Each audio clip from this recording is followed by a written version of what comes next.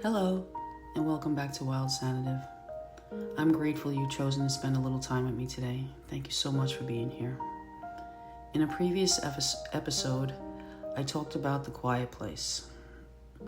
We talked about creating space within ourselves, a place where the noise begins to settle, where we stop searching outside of ourselves for every answer, and where we simply allow ourselves to be present. As I reflected on that conversation, I realized something. When the noise becomes quiet, we begin to notice what has been missing. For me, one of those things was an understanding of love. Not because I wasn't loved in the ways my family knew how to love, but because much of what I learned growing up was rooted in survival rather than connection. For much of my life, I wasn't really taught love in the way I understand it now. I was taught survival. I was taught fear. I was taught that security meant keeping a roof over your head, clothes on your back, and food on the table. And while those things do matter, they are not the whole of life. I was taught to measure worth by accomplishments, by grades, by education, by the kind of house someone had, by what someone owned, by how responsible they appeared to be.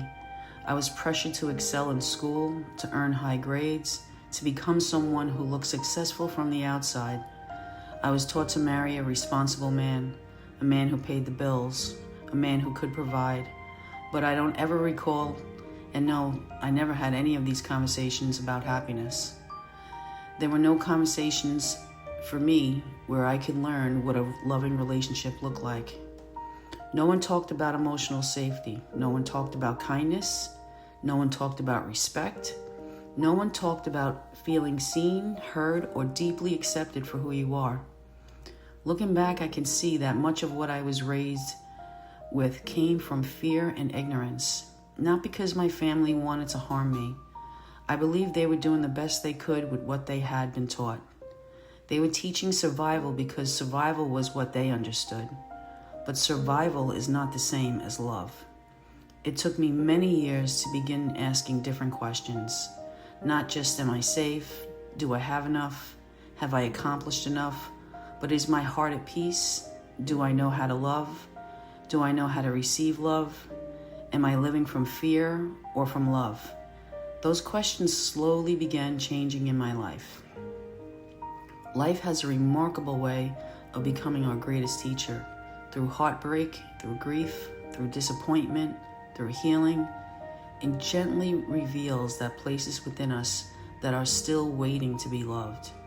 And over time, I began to understand that love isn't something we earn. It isn't something that's measured by our accomplishments, our possessions, our titles, or someone else's approval. Love is something we practice. It's choosing kindness when anger would be easier. It's choosing compassion instead of judgment, and it's listening instead of trying to fix.